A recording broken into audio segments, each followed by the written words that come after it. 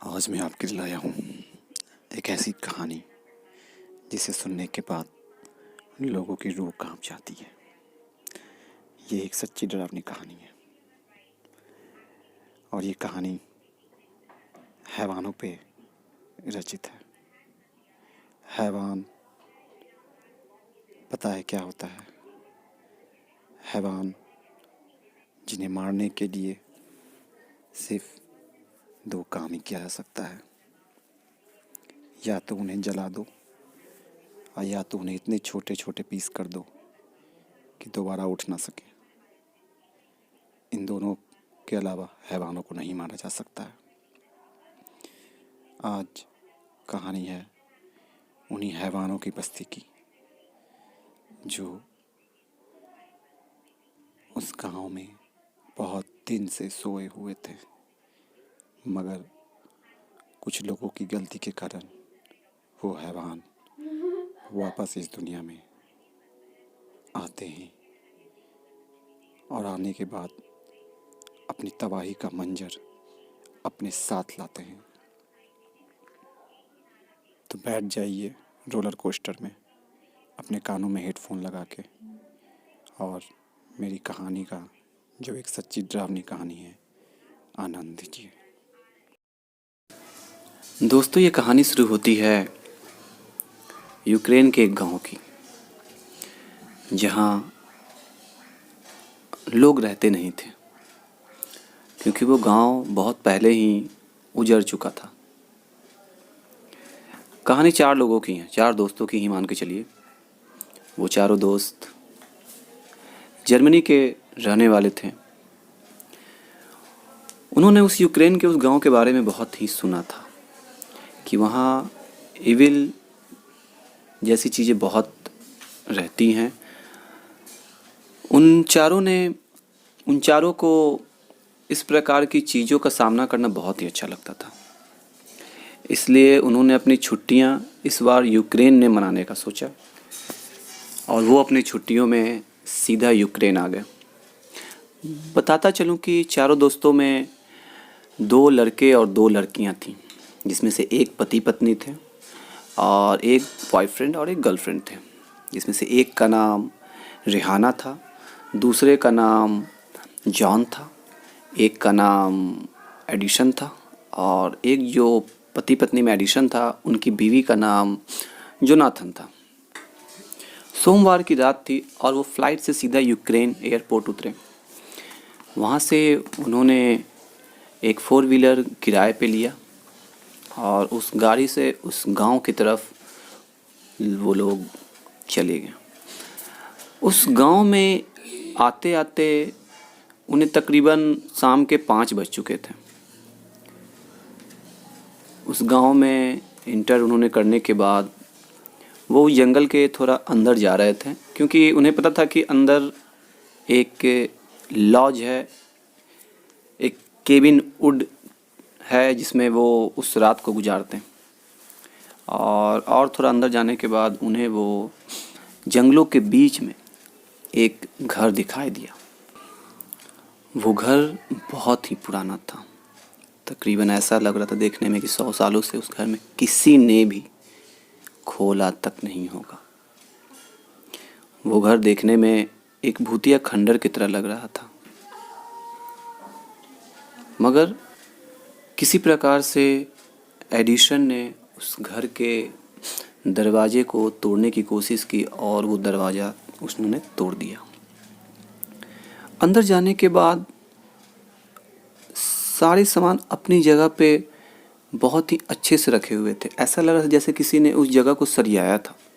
उस जगह को किसी ने अच्छे से सारे सामान को अपनी जगह पे रखा था।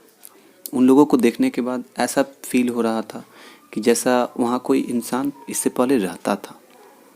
मगर ताज्जुब की बात यह थी कि वहाँ 100 साल से कभी कोई आया ही नहीं था। उस घर को किसी ने खोला ही नहीं था।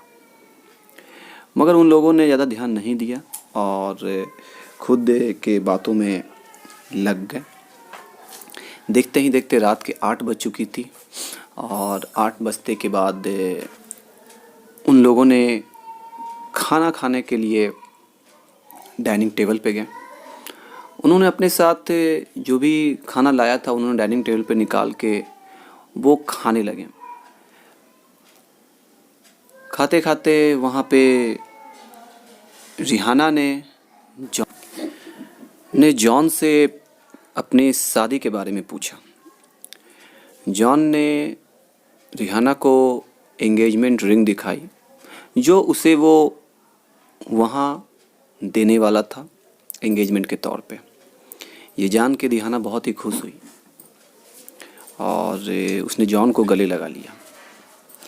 अचानक ही खिड़की पे एक ऐसा लगा कि जैसा कुछ आके गिरा। चारों के चारों डर गए। वो जल्दी से भाग के खिड़की के पास गए। उन्होंने देखा बाहर तो कुछ भी नहीं था, मगर वो इस चीज़ को और पास से देखने के लिए उन चारों ने बाहर निकल कर देखने का चाहा।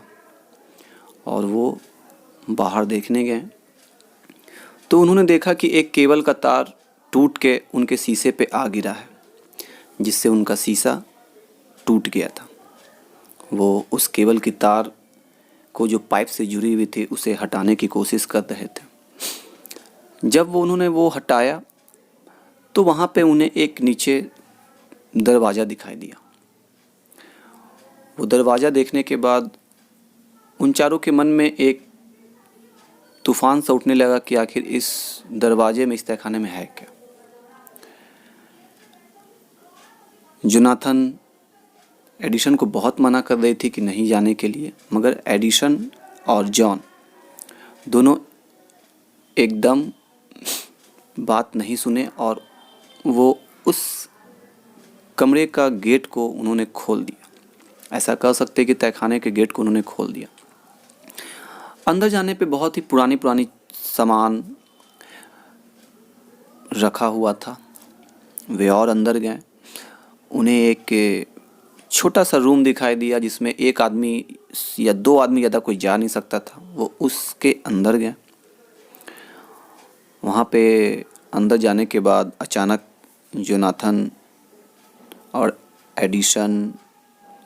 जोनाथन और रिहाना उनके पीछे पीछे वहाँ तक आ गई। अंदर जाने के बाद उन्होंने लाइट जलाई और वहाँ मेज पे रखे उन्हें एक किताब मिला। जो किताब उन्होंने देखा, उन्हें समझ में नहीं आ रहा था कि ये आखिर किताब है या कुछ और है, क्योंकि वो पूरे कपड़े में लपेटा हुआ था और उसके ऊपर एक चेतावनी लिखी हुई थी। उस पे लिखा हुआ था उस किताब के ऊपर, इस किताब को कोई ना ही पढ़े और कोई इसका रूपांतरण ना ही करे तो अच्छा होगा, क्योंकि इसके रूपांतरण करने से सोई हुई हैवान जो यहाँ भटक रही हैं इस इंतज़ार में जागने के लिए, इसलिए इस किताब को कोई ना पढ़े। इस प्रकार का उस किताब के ऊपर लिखा हुआ था। मगर एडिसन और जॉन ये पढ़ के बहुत हंस रहे थे कि इस ज़माने में भी इस प्रकार की बातें आखिर कहाँ तक सही हैं। उन लोगों को ये एक मजाक लग रहा था। उन दोनों वो किताब को लेके सीधा बाहर आ गए। जोनाथन और रिहाना ने भी देखा उस किताब को और वो उस किताब को देखने के बाद उस पे लिखी चेतावनी को पढ़ने के बाद उन दोनों ने मना किया कि इस किताब को नहीं पढ़ोगे, और दोनों उस वक्त मान गए। फिर वो अपने अपने रूम में चले गए और उस किताब को मेज़ पे रख दिया गया। मगर जॉन और एडिसन कहाँ सुनने वाले थे। वो उन दोनों के सोने के बाद उठ के अपने बैग से टेप रिकॉर्डर निकाला और उस किताब के लपेटे हुए कपड़े को खोलने लगे। उस किताब को खोलने के बाद, उस कपड़े को हटाने के बाद उसमें एक टेप रिकॉर्डर भी था, क्योंकि किताब पे चेतावनी लिखी हुई थी और उस टेप रिकॉर्डर में कुछ भी नहीं लिखा हुआ था। मगर वो टेप रिकॉर्डर ना चला के उन्होंने उस किताब को खोला। उस किताब को खोलने के बाद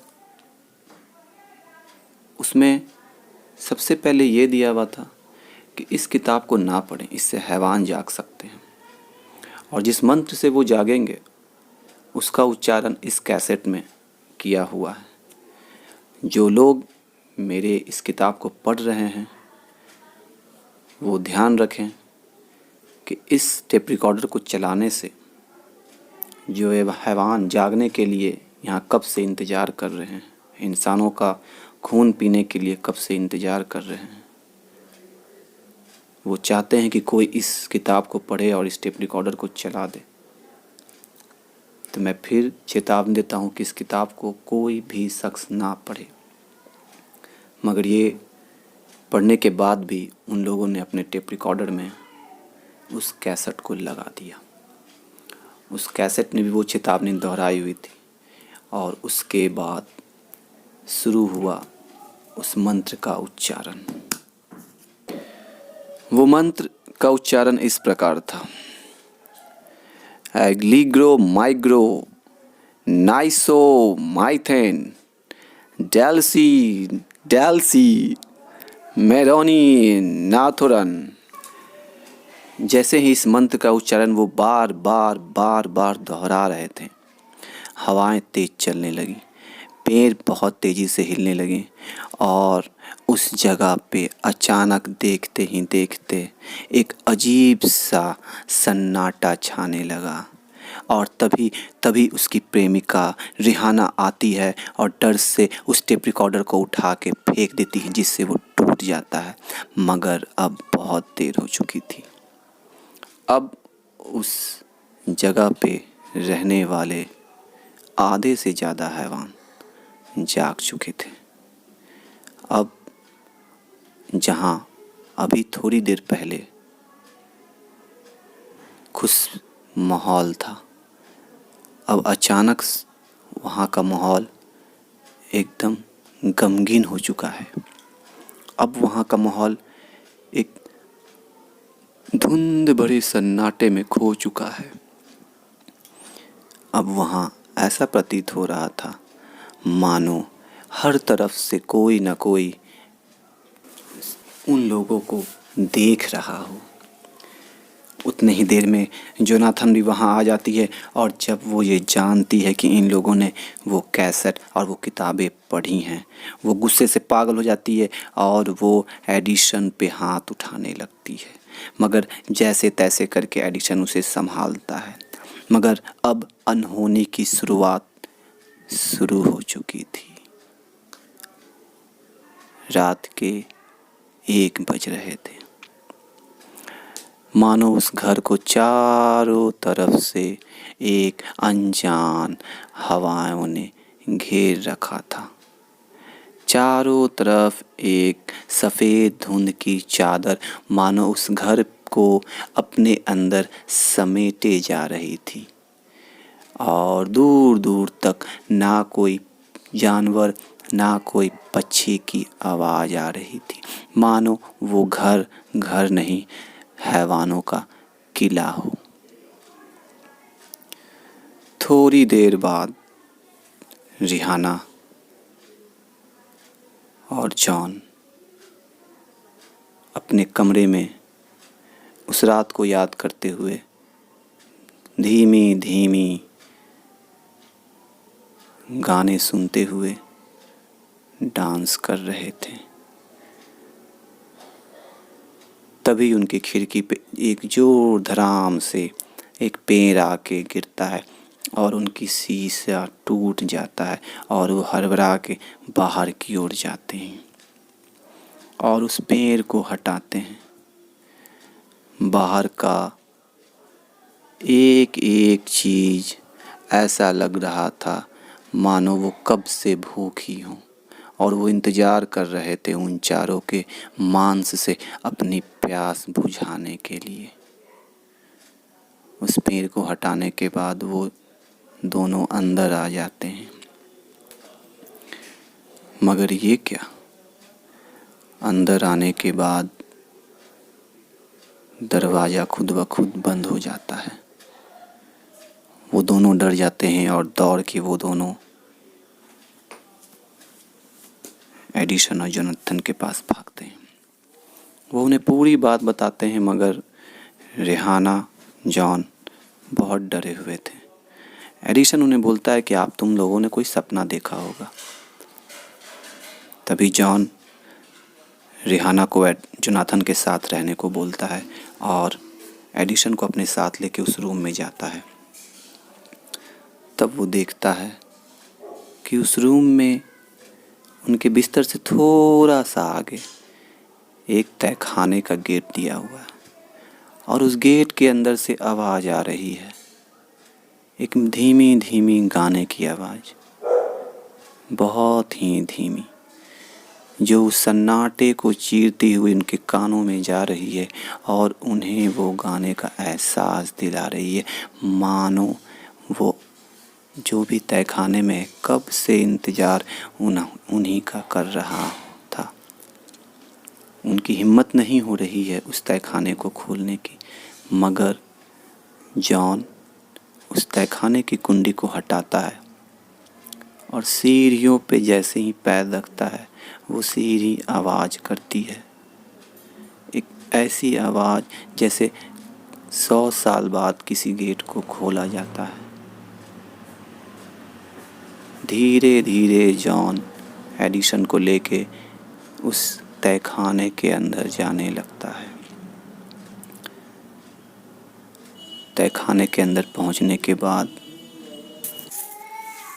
जॉन की नज़र एक दीवार पे जाती है। उसे ऐसा लगता है कि जैसे वहाँ कोई खड़ा था। दोनों एक साथ वहाँ जाते हैं, मगर वहाँ कोई नहीं था। वो पूरे खंडहर में देखते हैं, मगर वहाँ उन्हें कोई नहीं मिलता है। वो लौट के जाने लगते हैं। लौट के जाते के समय जब वो सीढ़ियाँ चढ़ते हैं, जॉन बाहर चला जाता है। एडिसन जैसे ही बाहर जाने ही वाला था, तभी उसकी पैर को किसी ने उस सीढ़ी के अंदर से पकड़ के एक जोर से झटके से तहखाने के अंदर खींच लेता है और एडिसन उसका चेहरा देख के डर जाता है, क्योंकि उसका चेहरा पूरी तरह से सड़ा हुआ था। एक आंख बाहर और गर्दन लटकी हुई और हाथ टूटे हुए थे, मानो 100 साल से वो इंतजार में थी किसी इंसान के मांस को खाने के लिए। और एक झटके में एडिसन का सर पकड़ के उसके गर्दन को तोड़ देती है और उसके मुंडी को अपने मुंह में समा लेती है। एक झटके में उसे मुंडी को उसके खा जाती है और एक तहखाने से खून का फव्वारा जॉन के मुंह पे मारता है और वो बाहर खड़ा ये देखकर सन्न हो जाता है। उसे अब कुछ समझ में नहीं आता है वो करेगा। वो जल्दी से दौड़ता है और उस तहखाने का दरवाज़ा बंद करता है, मगर नीचे से वो हैवान उस दरवाजे को पीट के बाहर आना चाहता है, मगर जैसे तैसे जॉन उस गेट को बंद करता है और वो कुछ देर के लिए शॉक हो जाता है। आवाज़ से सुन के तभी वहाँ रिहाना और जोनाथन दौड़ के आती हैं और वो उन खून के छींटों को देख के पूरी तरह से डर जाती हैं और वो जॉन से पूछती हैं कि ये क्या है और किसका खून है। तभी जॉन डरते डरते बताता है कि इस तहखाने में कुछ था जिसने एडिसन को मार दिया और उसकी लाश को खा रही थी। वो क्या था समझ में नहीं आता। तभी जोनाथन बोलती है, तुम लोगों ने जो गलती की है ये उसी का सज़ा है। उस किताब को, उस टेप रिकॉर्डर को पढ़ने के लिए मना किया गया था, मगर तुम लोगों की बेवकूफ़ी के कारण यहाँ हैवान जाग गया है और अब वो हैवान हम लोगों में से किसी को नहीं छोड़ेगा, हम सब को वो हैवान मार देगा। ऐसा कहते हुए जोनाथन फूट फूट कर रोने लगी और रिहाना उसे समझाने लगी कि हमें कुछ नहीं होगा, मगर होना तो था ही। तभी एक झटके से शीशा को तोड़ते हुए एक हैवान अंदर की तरफ आता है और रिहाना के सर को मरोड़ देता है और उसके मरोड़ के उसके सर को बाहर की तरफ लेके चला जाता है और देखते ही देखते रिहाना एक झटके में वहीं पे दम तोड़ देती है। ये देख के जोनाथन बेहोश हो जाती है। जॉन दूसरी तरफ बेहोश पड़ा रहता है। रात के 2 बज रहे थे। रात के 2 बजे उन दोनों की बेहोशी टूटती है। रेहाना और एडिसन को वो हैवान मार चुके थे। जॉन और जोनाथन दोनों की नींद खुलती है और खुलते ही उन्हें एक अजीब तरीके की आवाज़ सुनाई देती है। वो आवाज़ ऐसी थी मानो हैवान किसी की हड्डियां चिबा रहा हो।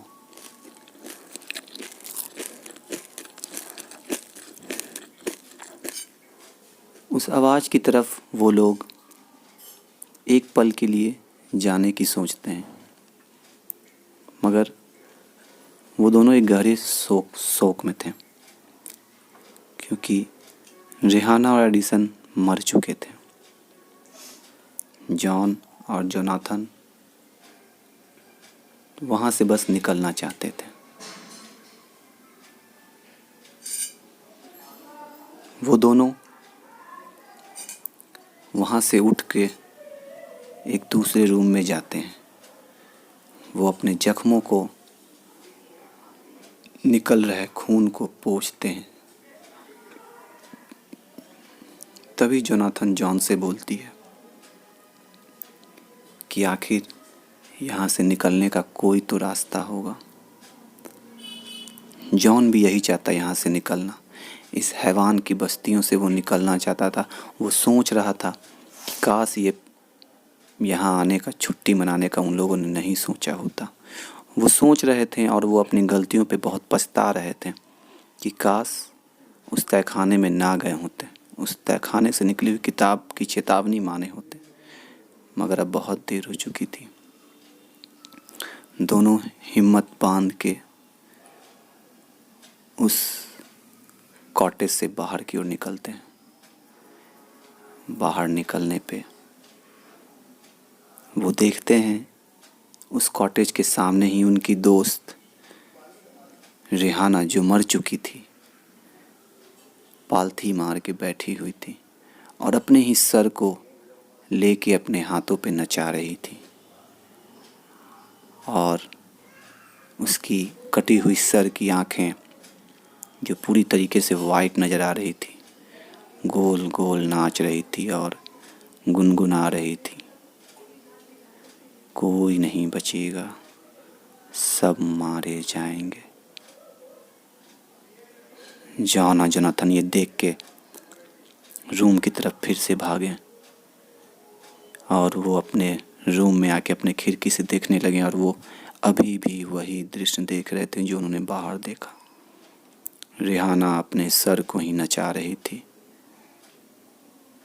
उसके शरीर को देखने पे ये पता चल रहा था कि उसका शरीर पूरी तरीके से खून चूस लिया गया हो। उजला शरीर ऊपर से नीचे। देखते ही देखते वो रेहाना का शरीर उठा और वहाँ धुंध से भरी वादियों में एक छलांग में खो गया। जॉन और जोनाथन एक बार फिर कोशिश कर रहे थे वहाँ से निकलने के लिए और वो उस कोशिश में सोच रहे थे कि कामयाब हो जाएंगे। तभी उन दोनों ने आपस में कुछ बातें की और उस कॉटेज से बाहर निकलने लगे। उस कॉटेज से बाहर निकलने के बाद जोनाथन और जॉन, उनकी 4 व्हीलर जो गाड़ी लगी हुई थी, वो दोनों उस पे बैठ गए और बैठने के बाद गाड़ी को बहुत तेज़ी से स्टार्ट करने लगे, मगर वो गाड़ी स्टार्ट होने का नाम ही नहीं ले रही थी। तभी उस धुंध भरे कोहरे में किसी के आने की आहट हुई और वो एक धुआं, उजला धुआं सा प्रेत हवाओं की तेज़ी के साथ उन लोगों की तरफ बढ़ने लगा।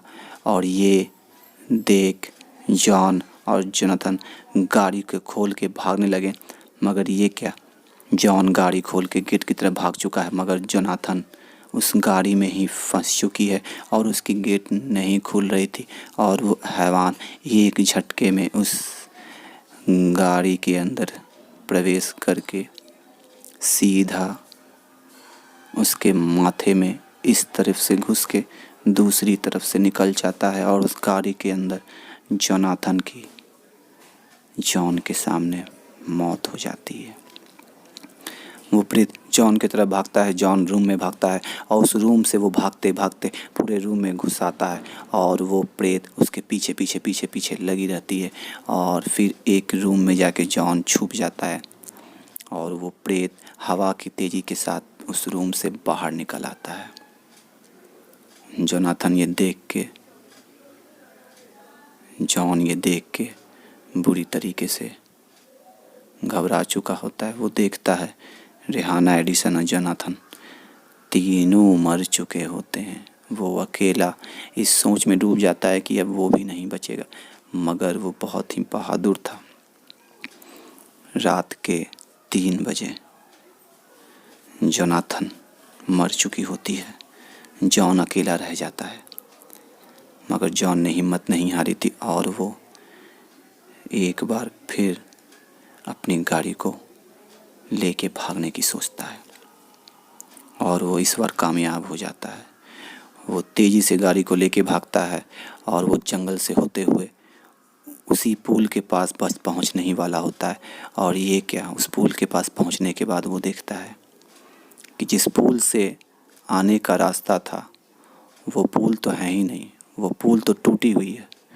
ना इस तरफ से कोई उधर जा सकता है, ना उस तरफ से कोई इधर आ सकता है। जॉन ये देख के बहुत गिड़गिड़ाने लगता है और बहुत रोने लगता है वहीं पे बैठकर। वो बहुत देर तक रोता है, तभी उसकी नज़र उसी प्रेत पे पड़ती है, उसी हैवान पे पड़ती है जो धुएं की तरह उसके पीछे लग जाता है और वो जल्दी से अपने गाड़ी में जाता है और अपने गाड़ी को भगाने लगता है और इतनी तेज़ी से अपनी गाड़ी को भगाता है कि वो सीधा जंगल के रास्ते उसी कॉटेज के पास आके रुकता है। और ये क्या, जॉन भागते भागते वो हैवान उस जॉन के शरीर में प्रवेश कर जाता है और उसे तेज़ी से हवा में उछलाते हुए एक पेड़ से टकराते हुए वो बेहोश हो जाता है। उसकी नींद सुबह 5 बजे खुलती है और जब उसकी नींद खुलती है तब वो हैवान के शिकंजे में होता है। उसकी आंखें पूरी तरीके से उजली हुई होती हैं। उसका चेहरा एक मानो सड़ा हुआ चेहरा लग रहा था। ऐसा लग रहा था जैसे हैवानों ने उसे बनाया हो। उसके हाथ बड़े बड़े नाखून, उसकी पैर की उंगलियां बड़ी बड़ी, उसका फेस बहुत ही डरावना, चारों तरफ धुंध ही धुंध। मगर ये क्या, सूरज की रोशनी पड़ते ही वो धुंध गायब होने लगती है। अभी तक जॉन, जिसका चेहरा बहुत ही खतरनाक लग रहा था, अब उसके चेहरा में तब्दीलियां आना शुरू हो गई। उसके उजलापन आँख से गायब होने लगा और वो कालेपन में बदलने लगा और देखते ही देखते जॉन फिर से अपने असली रूप जॉन में आ जाता है। वो हैवान सूरज की रोशनी पड़ते ही उसका शरीर छोड़ देती है और वहाँ से सूरज की रोशनी के कारण भाग जाती हैं। अब फिर से चारों तरफ खुशनुमा और अच्छा माहौल लग रहा है। पेड़ पौधे, हरी पत्तियां नज़र आ रही हैं। ऐसा लग रहा है कि जैसे उस जगह पे उस रात कुछ हुआ ही नहीं हो। जॉन ये देखता है, उसे भी विश्वास नहीं हो रहा आखिर हुआ क्या। जॉन फिर से बेहोश हो जाता है। अब उसकी नींद दोपहर के 3 बजे टूटती है और उठते के साथ वो फिर से यहाँ से भागने की कोशिश करता है और एक बार फिर वो अपनी गाड़ी लेके उसी पुल की तरफ भागता है जिस पुल को उसने टूटा देखा था। और फिर वही पुल फिर से टूटा हुआ ही है। एक बार फिर जॉन उसी कॉटेज की तरफ भागता है क्योंकि वो जानता है ज़िंदा रहना है तो उसे उस कॉटेज में ही रहना होगा जब तक उसे कोई ढूंढते हुए ना आ जाए। और वो पुनः उस जंगल में उसी कॉटेज में चला जाता है। To be continued. दोस्तों, ये पार्ट 1 था। पार्ट 2 के लिए आप मेरे वीडियो को लाइक और सब्सक्राइब ज़रूर करें, और इसकी दूसरी पार्ट आने पे आपको पहले नोटिफिकेशन लेने के लिए सब्सक्राइब ज़रूर कर लें। आशा करता हूँ कि आपको इस डरावनी कहानी का पहला पार्ट बहुत ही अच्छा लगा होगा। इसकी दूसरी पार्ट्स आने पे आपको नोटिफिकेशन मिल जाएगी। सो प्लीज़ मेरे चैनल को लाइक करें, सब्सक्राइब करें और कमेंट ज़रूर करें। आपको मेरी कहानी कैसी लगती है आप अपने ग्रेड से बता सकते हैं, A, B या C। धन्यवाद।